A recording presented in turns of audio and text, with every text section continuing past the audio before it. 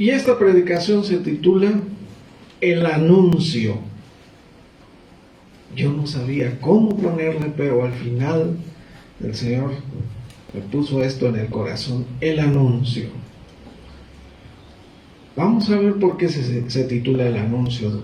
Bueno, en 1 de Juan 1:3 dice así: este es el apóstol Juan, quien está hablando y está diciendo estas palabras. Lo que hemos visto y oído, eso les anunciamos, para que también ustedes tengan comunión con nosotros, y nuestra comunión verdadera es con el Padre y con su Hijo Jesucristo. Estas cosas les escribimos para que vuestro gozo sea cumplido. Este es el mensaje que hemos oído de Él y se los anunciamos. Dios es luz y no hay ningunas tinieblas en Él. Bueno, la palabra de Dios es clara. Aquí el apóstol Juan estaba diciendo: lo que hemos visto y oído, eso les anunciamos. No les estamos anunciando cosas que nos hemos imaginado. No les estamos predicando cosas que son de la imaginación, inventos o mentiras. Si hubieran sido mentiras de que Cristo resucitó, de que Cristo murió crucificado y resucitó, ¿ustedes creen que hubieran permitido morir todos los apóstoles del Señor? Viendo las muertes de los apóstoles de Cristo, de los 12 por lo menos, recuerden que después de que murió Judas Iscariote, ahí en Hechos capítulo 1 nos dice que escogieron a uno nuevo, un apóstol nuevo, para que fueran otra vez 12. Y fue contado con ellos Matías, dice. Y volvieron a ser 12 apóstoles. Pero ¿qué pasó con esos 12? Predicaron la resurrección de Cristo. Y estuvieron dispuestos a morir por lo que hablaban, por lo que anunciaban ellos. Unos murieron quemados, vivos los quemaron. Otros decapitados, algunos otros crucificados, otros los metieron en una olla hirviente con aceite hirviendo, y así muchos, es decir, todos los apóstoles del Señor murieron así, los 12, pero porque ellos lo habían visto con sus propios ojos. Por eso dice: lo que hemos visto y oído, eso les anunciamos, para que también ustedes tengan comunión con nosotros. Ustedes que no lo vieron, ni lo oyeron, ni anduvieron con Jesús, pueden tener comunión con nosotros, los que sí lo vimos y oímos. Y nuestra comunión verdaderamente es con el Padre y con su Hijo Jesucristo, dice este versículo 3. Así que eso es lo que les anunciamos. Y el versículo 5 dice: este es el mensaje que hemos oído de Él y se los anunciamos. Por eso yo le titulé esta predicación El Anuncio. Pero dice: este es el mensaje que hemos oído de Él y os anunciamos. Dios es luz y no hay ningunas tinieblas en Él. Entonces nosotros ya sabemos, para tener comunión con el Señor, para tener que ver con Cristo, necesitamos salirnos, despojar nuestra vida de todo lo malo, de todas las tinieblas, y venir a la luz. Como Jesús dijo: yo soy la luz del mundo, el que me sigue no andará en tinieblas, sino que tendrá la luz de la vida. Ya no habrá tinieblas en nuestras vidas. Ya no puede haber tinieblas. Es más, nos dice, ¿se acuerdan de ahí? De Santiago, de Colosenses también, que nos hablan de que fuimos sacados de las tinieblas y trasladados al reino de su Hijo. Así que nosotros ya no tenemos que ver con las tinieblas. Esto les anunciamos: Dios es luz y no hay ninguna tiniebla en Él. Y los que quieran acercarse a Dios necesitan ya no vivir en las tinieblas, ya no hacer ninguna obra de las tinieblas, sino de la luz. Somos hijos de luz, somos hijos del día, nos dice, ¿no? Bueno, Isaías 53, uno de los textos más preciosos que hay acerca de las profecías de Jesús y más exactos, es este capítulo de Isaías 53. Y dice el versículo 1: ¿quién ha creído a nuestro anuncio? El profeta Isaías comenzó a predicar, comenzó a profetizar y les decía a las naciones: un día va a venir el Mesías, un día va a llegar el ungido, el Hijo de Dios, y se oirán cosas se verán cosas que ojo no ha visto, ni oído ha oído, ni han sentido ningún corazón humano. Y él decía todo por ahí en Isaías 60, 61, venid todos, venid y bebed, a todos los sedientos, a todos los hambrientos, porque anunciaba todo eso. Pero un día él le dice a Dios esto: Dios, ¿quién ha creído a nuestro anuncio? ¿Quién nos ha creído realmente? Y vemos tan poquitos realmente que han creído ese anuncio. ¿Quién ha creído nuestro anuncio y sobre quién se ha manifestado el brazo de Jehová? O sea, ¿sobre quién se han hecho las obras poderosas de Dios? A eso se refiere. ¿Sobre quién se ha manifestado el brazo de Jehová? Significa, ¿sobre quién se han hecho ya las obras del Señor? ¿Quién ya tiene preparado su corazón para recibir al Señor? ¿Quién ya ha estado dispuesto a dejar todo por el Señor? ¿Quién ha creído nuestro anuncio? Este versículo realmente es impresionante, porque nos dice el versículo 2: subirá cual renuevo delante de él y como raíz de tierra seca. Cuando dice como raíz de tierra seca, decía un comentarista bíblico, lo que pasa es que Israel esperaba a un Mesías que viniera con mucha pompa, que viniera reinando con vestiduras reales, con un ejército, que llegara con riquezas, y Jesús nació en un pesebre. Ahí lo pusieron en un pesebre. Y Jesús decía: el Hijo del Hombre no tiene dónde recostar la cabeza. Las zorras tienen sus guaridas, las aves sus nidos, pero el Hijo del Hombre no tiene dónde reposar la cabeza. Y cuando se refiere a esto como raíz de tierra seca, realmente está hablando de que vendrá y a pesar de que sea tierra seca, sí crecerá, sí será su fortaleza él.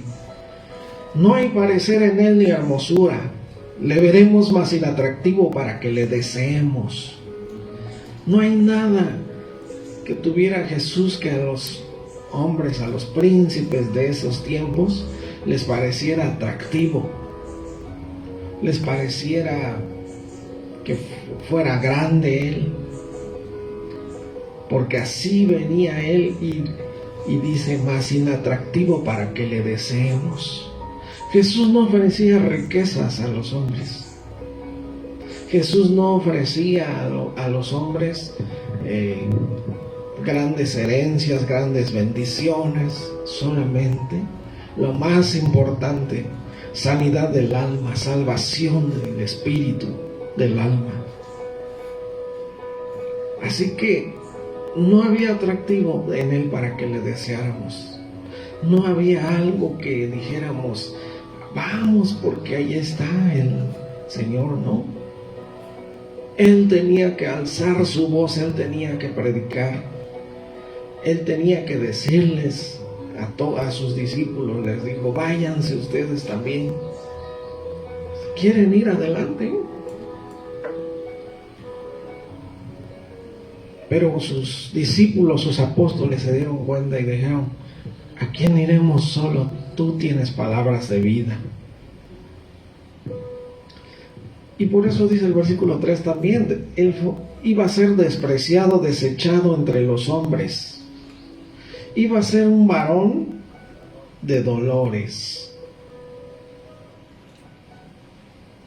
En pocas palabras, toda su vida iba a ser de dolor, de sufrimiento y decepción. A sus propios discípulos les decía: ya estoy harto. ¿Hasta cuándo los voy a soportar? Porque no tenían fe. Todo lo que él venía a hacer era una obra grandísima realmente, y a dar su vida entera. Por eso dice que él era varón de dolores y experimentado en quebranto, experimentado en rechazo. Todos los días se rechaza a Jesús. ¿Y saben cómo le dice él al rechazo? Jesús le dice: aborrecer. Que lo aborrece el mundo. Y dice: nosotros escondimos de él el rostro, porque nadie quiere venir a Cristo.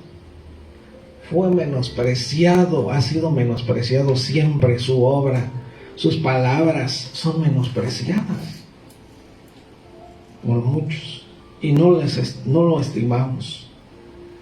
Ciertamente él llevó nuestras enfermedades, sufrió por nuestros dolores, y nosotros le tuvimos por azotado, por herido de Dios y abatido. Mas él herido fue por nuestras rebeliones, molidos por nuestros pecados. El castigo de nuestra paz fue sobre él. Para que hoy tuviéramos paz nosotros, él tuvo que pagar un precio. Por su llaga fuimos nosotros curados. Esto se refiere al alma, al espíritu, curados del alma, del espíritu, o sea, la salvación, a eso se refiere. Todos nosotros, dice el versículo 6, nos descarriamos como ovejas, cada cual se apartó por su camino. Porque nadie lo quiso, porque nadie ha creído, decía Isaías. ¿Quién ha creído nuestro anuncio? ¿Y sobre quién se ha manifestado el brazo de Jehová? ¿Sobre quién se ve que está cambiando? ¿Quién se ve que está creciendo espiritualmente? ¿Quién se ve que ya busca a Dios, que ya ha dejado todo por Cristo? ¿Dónde están esos hombres que dejaron todo por Cristo? A eso se refiere. ¿Sobre quién se ha manifestado el brazo de Jehová? ¿Quién ya dejó todo? ¿Quién ya dio todo por el Señor, como Él lo dio por nosotros? Porque aún así, eso no detuvo su obra. Aún así, Él no detuvo lo que Él venía a hacer, que era dar su vida, que era dar todo por nosotros. Ahí en Romanos 5:8 recordamos que nos dice: Dios muestra su amor, así nos demuestra su amor. Dios muestra su amor para con nosotros en que, siendo aún pecadores, Cristo murió por nosotros. También Efesios 2:4 y 5: pero Dios, que es rico en misericordia, por su gran amor con que nos amó, aún nosotros estando muertos en pecados, nos dio vida juntamente con Cristo, y por gracia somos salvos. Él venía a regalar su vida, a regalar la salvación.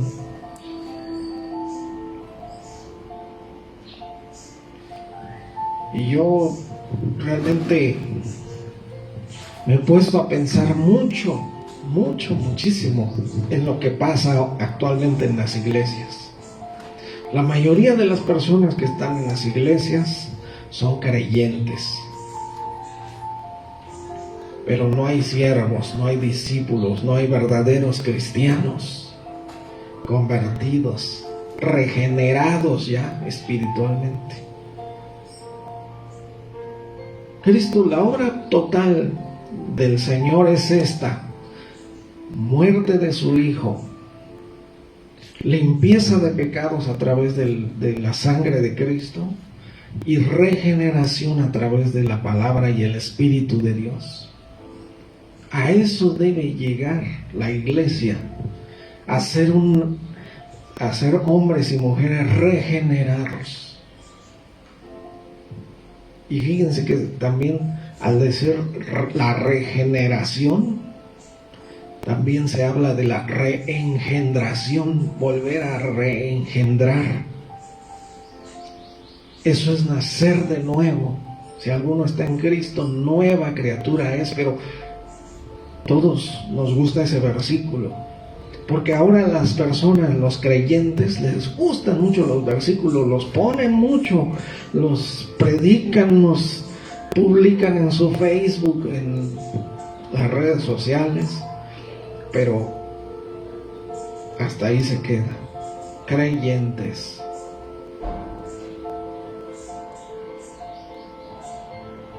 Y lo importante es que el Señor es decir eso de si alguno está en Cristo. ¿Qué cosa es eso de que si alguno está en Cristo? Otro versículo dice: los que han sido bautizados en Cristo, de Cristo están revestidos también. Lo explica también de esa manera. Estar revestido de Cristo es realmente parecernos a Él cada vez más, cada día más. Cada año que pasa, no seguir siendo iguales, no seguir con las mismas prioridades, sino prioridades espirituales sobre todo. Porque ¿de qué nos sirve? Jesús dijo: ¿de qué le sirve al hombre ganar el mundo entero y que su alma se pierda? ¿Qué recompensa dará el hombre por su alma? Dice. Fíjense esa pregunta tremenda. Porque a la mera hora vamos a querer dar todo de recompensa por nuestra alma, pero va a ser tarde. En este día que tenemos es un nuevo día para estar en Cristo. El que está en Cristo, nueva criatura es. Ahí es 2 Corintios 5:17, ¿no? Que lo recordamos muy bien.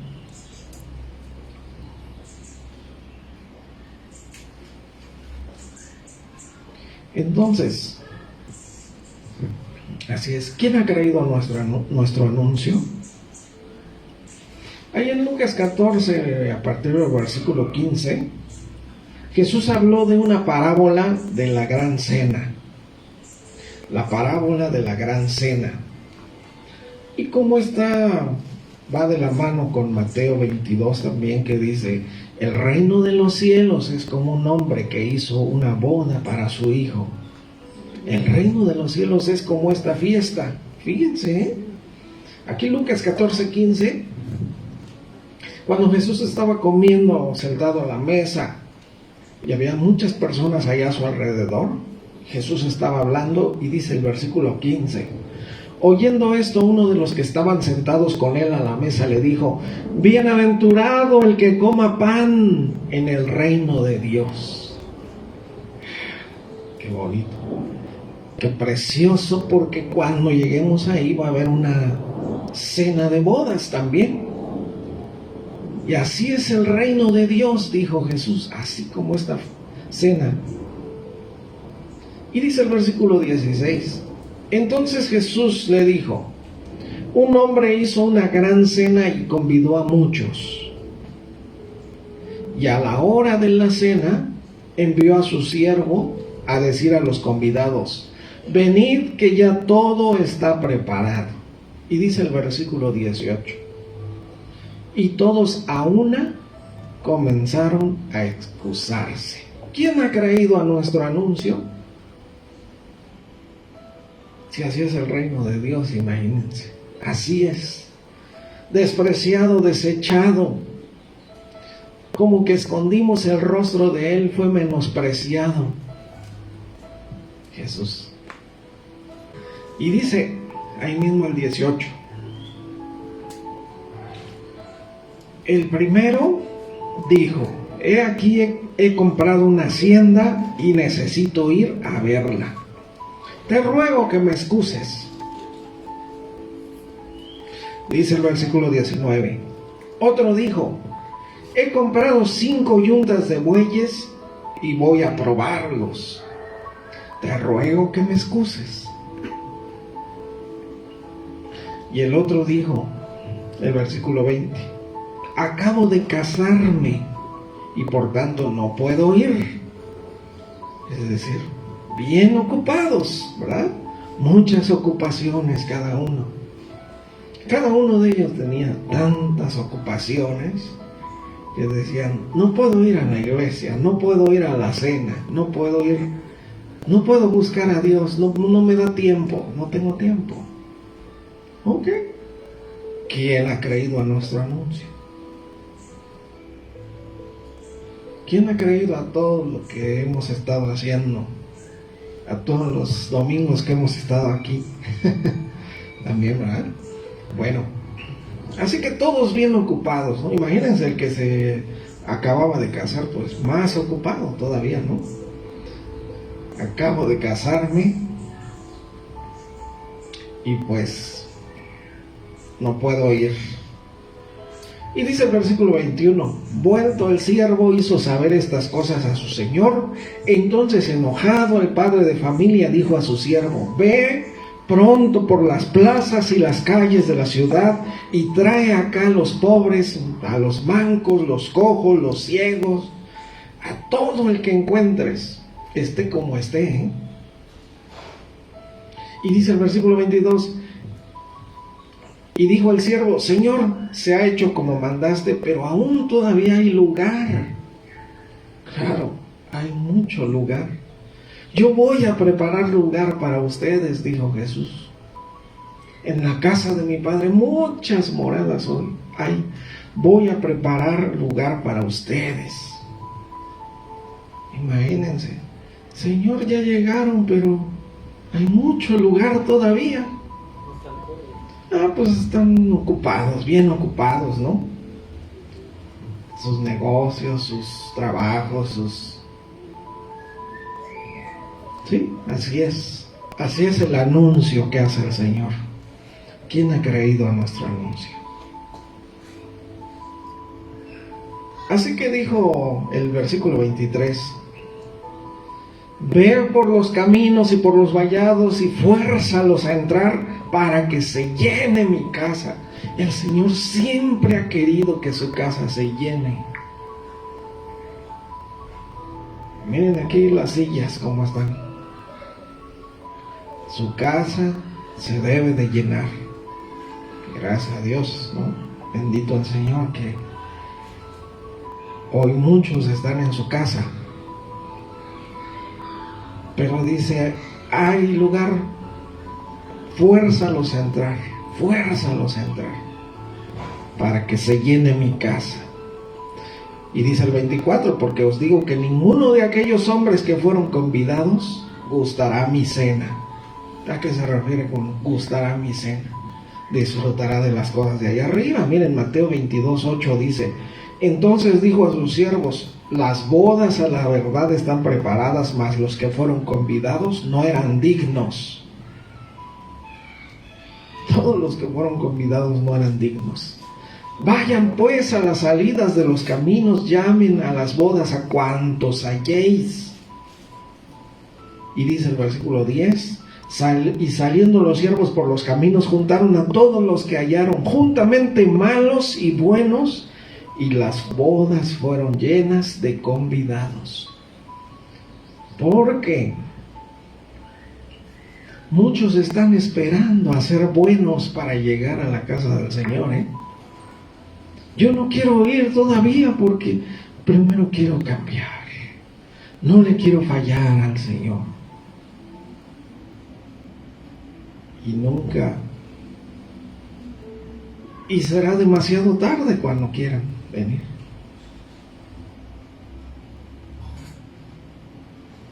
Así que, uy, qué cosa tan tremenda, ¿eh? ¿Qué pasa cuando nosotros nos acercamos al Señor? Cuando dejamos todo por el Señor y realmente para ser convertidos, cristianos convertidos, transformados, porque tristemente, es una tristeza de verdad ver tantos creyentes que no son convertidos, no hay cambios. En las iglesias es difícil que haya cambios. El cambio es a través de mucho esfuerzo. Si el justo con dificultad se salva, dice la palabra, ¿en dónde aparecerá el impío y el pecador? O sea, si el justo con dificultad va a entrar al reino de Dios. Pero bueno, dice Proverbios 4:18, estos versículos, muy precioso este versículo, Proverbios 4:18. Mas la senda de los justos es como la luz de la aurora. Así debe de verse nuestra vida, como la luz de la aurora, que va en aumento hasta que el día es perfecto. Escuchen este versículo. La senda de los justos es como la luz de la aurora. La aurora se refiere cuando empieza a amanecer, cuando está oscuro, pero hay una luz que se ve ya que comienza a salir el sol. Y tiene que ir de aumento, va subiendo el sol hasta cuando está en su punto más alto, ya no hay ni siquiera sombra donde esconderse, ¿no? No hay sombra, que va uno caminando en la calle y va uno hasta pegado a la pared, así porque el sol le está quemando. Así es la luz, así es la senda de los justos. Tiene que ir de aumento en aumento. Y dice el versículo 19 también, el camino de los impíos es como la oscuridad. No saben en qué tropiezan. Fíjense qué tremendo. No saben en qué se andan metiendo ellos. Andan en sus asuntos, andan en sus caminos, andan atendiendo otras cosas y no saben en qué van, en qué tropiezan. Porque no puede haber buenos caminos o buenas sendas en la oscuridad. Tarde o temprano uno cae, tropieza, se golpea con un objeto cuando todo esto es oscuro, ¿no? Necesita uno prender la luz. Así es el camino de los impíos. ¿Y a qué se refiere los impíos? Esa palabra impío, sin piedad, significa. ¿Cómo llega uno a ser piadoso? Bienaventurados los misericordiosos, porque alcanzarán misericordia. Hasta cuando la palabra nos transforma y nos llena, comenzamos a tener misericordia. El hombre por sí solo no puede tener piedad ni misericordia. Necesita ser transformado por Cristo para que pueda ser misericordioso, para que pueda perdonar realmente,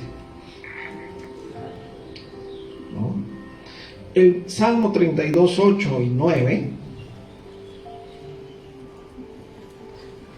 Dios ofrece esto. Yo te haré entender, dice el Señor. Si tú vienes a mí, si tú me buscas, te haré entender y te enseñaré el camino que debes andar. Sobre ti fijaré mis ojos.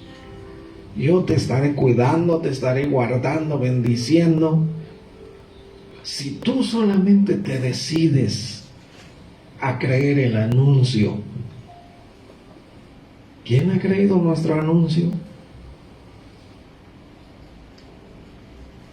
Qué impresionante eso que decía Isaías.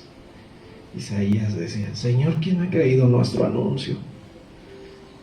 Tanto, miren, todos los profetas, a todos los mataron también. Algunos apedreados, otros murieron. Jesús dijo desde los primeros profetas hasta Zacarías, dice, que lo mataron ahí entre el umbral del templo,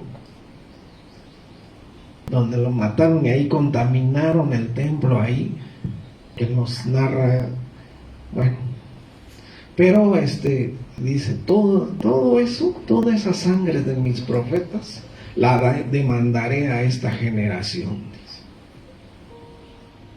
Así dice el Señor. ¿Cuánto esfuerzo? Todo lo que hacían los profetas, todo lo que dejaban para anunciar las palabras del Señor, y a todos los mataron, porque a nadie le gusta que le digan, ¿no? Que le digan lo que tiene que hacer para ser bueno. Ellos prefieren pensar que son buenos y que se van a ir al cielo. Así que dice el Salmo 32:8, te haré entender y te enseñaré el camino en que debes andar. Sobre ti fijaré mis ojos. Y dice el versículo 9, que fíjense qué curioso, dice, no sean como el caballo o como el mulo, sin entendimiento, que han de ser sujetados con cabestro y con freno, porque si no, no se acercan a ti. No sean como esos animales, como el caballo o como el mulo, para no decir burro, ¿no? Por eso me daba risa cuando leía yo esto. Pero es cierto, no se van a acercar nunca a Dios. No se acercan a ti esos animales si no les pones una cuerda y los jalas, ¿no? Y le pones freno, si no se desbocan.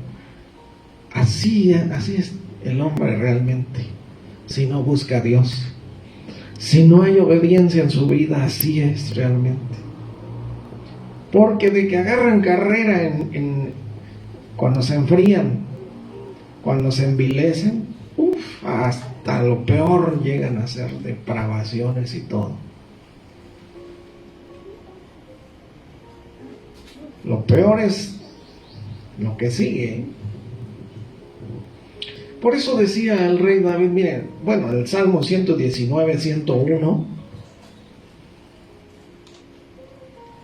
Salmo 119, 101, nosotros no sabemos de memoria el versículo 105, ¿verdad? Lámpara es a mis pies tu palabra y lumbrera mi camino.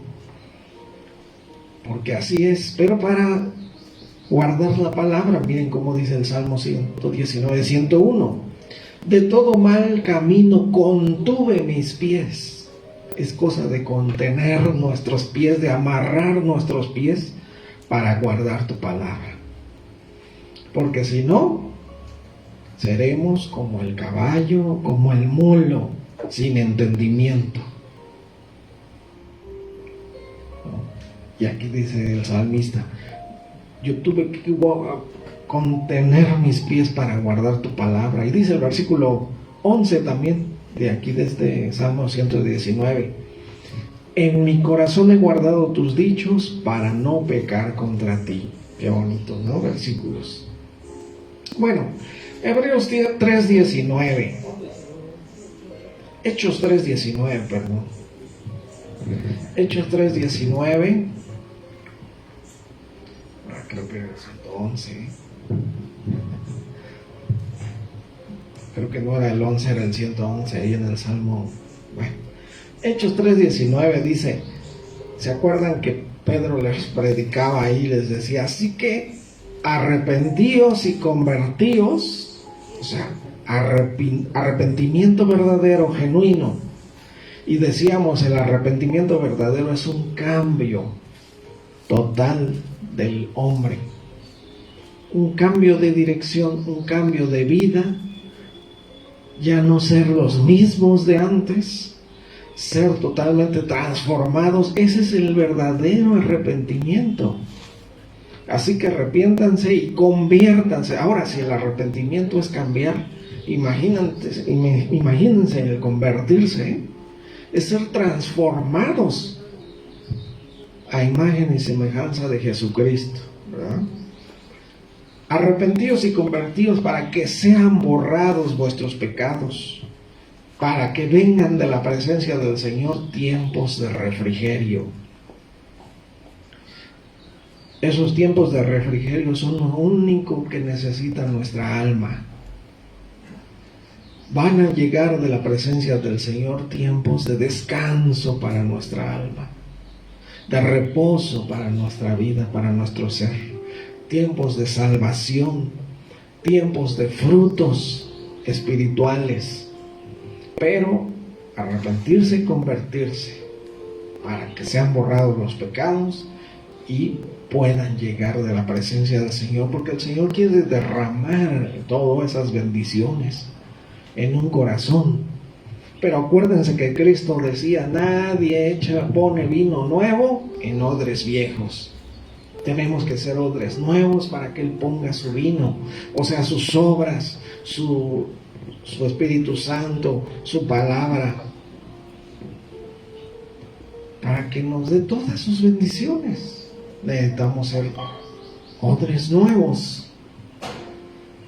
Bueno, miren cómo dice ahí Eclesiastés 12:1, que mucho usamos estos versículos allá en los jóvenes, ¿no?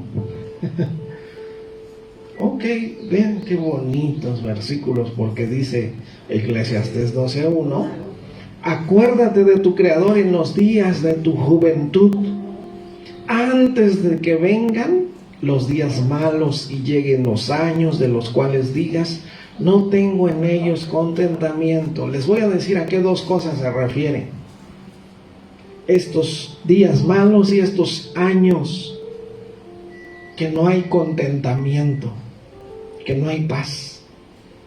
Aquí se refiere a la vejez, al tiempo en que ya no puedes hacer nada, ya no puedes servir a Dios como quisieras, ya no te puedes ir a un monte a evangelizar, a un lugar. Ya la otra parte que el Señor me puso, es decir, que encontré aquí en este versículo: acuérdate de tu Creador en los días de tu juventud, antes que vengan los días malos, es decir, antes de que tengas que pagar consecuencias por tu desobediencia. Más vale ahorita comenzar a creer el anuncio, hacer la voluntad de Dios. Más vale ahorita, en este tiempo que tenemos, realmente convertirse y transformarse, arrepentirse y convertirse, ser regenerados por el Señor, porque si el Señor nos dice en su palabra que Él olvida sus pecados, si el Señor dice que Él sepulta todos nuestros pecados hasta en lo profundo del mar, pero las consecuencias por nuestra vida de desobediencia tendremos que pagar todas y cada una de ellas. Y este versículo, en pocas palabras, nos habla de servir a Dios a tiempo. Acuérdate de tu Creador ahorita. Cambia tu vida ahorita. Sométete al Señor ahorita, antes de que lleguen los días malos, los años en los cuales digas: no puedo más, tengo que pagar estas consecuencias porque desobedecí a la palabra. Claro, yo les decía la vez pasada que Dios deja que paguemos nuestras consecuencias, porque eso lo usa el Señor para disciplinarnos. Si Él nos dijera: mira, no te preocupes, te voy a perdonar tus pecados, te voy a quitar toda consecuencia, vas a estar feliz ahí, y al ratito te vas a olvidar y vas a regresar a hacer lo malo. Entonces el Señor permite que paguemos con creces nuestras consecuencias de desobediencia. Como de muchas maneras, ¿no? En salud, en haber malgastado, en haber tomado malas decisiones y se destruyó la familia y vemos ya a los hijos ahí en rebeldía.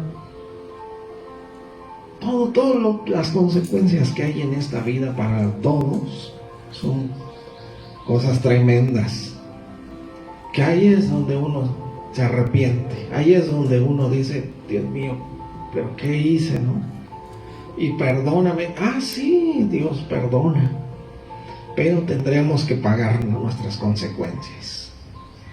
Por eso dice, Isaías 55:7 decía: deje el impío su camino, el hombre inicuo sus pensamientos, vuélvase al Señor, el cual tendrá de él misericordia, al Dios nuestro, el cual será amplio en perdonar. Es tiempo de dejar ya nuestro mal camino. Todo pensamiento inicuo, malvado, todo pensamiento que no es de Dios, que es contrario, que es de rebeldía. Porque la rebeldía, David le decía al Señor: de los pecados de mi juventud y de mis rebeliones no te acuerdes, Dios. Claro, porque nadie quiere que Dios se acuerde de esas cosas, ¿no? Y por eso, ahí también Isaías 55:11 dice el Señor: así será mi palabra que sale de mi boca. Por eso debemos estar tan atentos al anuncio del Señor. Así será mi palabra que sale de mi boca, no volverá a mí vacía, sino que hará lo que yo quiero. La palabra del Señor tiene que hacer una obra en nuestras vidas de limpieza, de purificación, de salvación, de transformación, cuando nosotros le permitimos a la palabra hacer su obra preciosa. Será prosperada en aquello para que la envíe. Cuando Dios nos permite escuchar su palabra, no sabemos la bendición que es para nosotros. No hay entendimiento para eso. Cuando Jesús predicaba en parábolas, les hablaba. Sus discípulos le decían: ¿por qué les hablas en parábolas? Porque a ustedes nada más les es dado a conocer los misterios del reino, mas a ellos solamente en parábolas les hablaré. Y nosotros tenemos la palabra completa y tenemos la explicación que Jesús les daba solamente a sus discípulos. Ahí lo tenemos nosotros, para que entendamos, para dejar nuestro camino y nuestros malos pensamientos y volvernos al Señor, para que el Señor con su palabra haga su obra que Él quiere, sea prosperada su palabra en nuestra vida. Y decía también David ahí en el Salmo 73, versículo 28, con esto terminamos: ¿quién ha creído a nuestro anuncio?, decía Isaías. Salmo 73, 28, dice David de esta manera: pero en cuanto a mí, el acercarme a Dios es el bien. No hay otra cosa mejor para mí, decía él. Y miren que David cuántas cosas hizo, cuántos pecados cometió, cuántas consecuencias tuvo que pagar terribles David. Cuando tomó por mujer a Betsabé y mandó matar a su esposo, y el profeta Natán le dijo: todo eso lo hiciste en secreto, pero yo en público haré que se acuesten con tus mujeres y le daré el reino a alguien que tú amas mucho, y nunca se apartará de tu casa la espada, le dijo el profeta Natán. Y así fue. Las consecuencias terribles que tuvo que pagar David. Pero él dice, en cuanto a mí, el acercarme a Dios es el bien. He puesto en Jehová el Señor mi esperanza para contar todas tus obras. Para contar el anuncio del Señor. Para seguir anunciando sus obras. Me acuerdo de ese salmo que dice, los cielos cuentan la gloria de Dios. El firmamento anuncia sus obras, ¿verdad? Por eso es el anuncio. Vamos a hacer oración. Pedirle al Señor que, conforme a su misericordia, conforme a sus piedades, nos ayude a que nuestra vida sea transformada, a que escuchemos, a que creamos ese anuncio. Vamos a decirle así de esta manera: Señor, te damos gracias por tu palabra. Y como dijeron los apóstoles, pero nosotros hemos creído en Jesucristo, nuestro Señor y Salvador. Y esta es la palabra de fe que les anunciamos. Este es el mensaje que hemos oído de Él y os lo anunciamos. Dios es luz y no hay ningunas tinieblas en Él. Así que vengamos a Jesús, vengamos a la luz, vengamos al Señor. Toma nuestros corazones, Señor Dios Todopoderoso. Haz tu obra, transforma nuestras vidas. Que de verdad seamos un pueblo bien dispuesto. Como tú dijiste una vez a Israel, que le dijiste a Jeremías, vete a la casa del alfarero y ahí te voy a dar palabra. Y dijo, oh Israel, ¿cómo no fueras como esa masa que el alfarero está volviendo a hacer, que se echó a perder y la vuelve a hacer otra vez una obra mejor? Y así el Señor quiere hacer con nosotros. Te damos gloria y honra, Señor, por Cristo Jesús. Amén. Amén. Amén.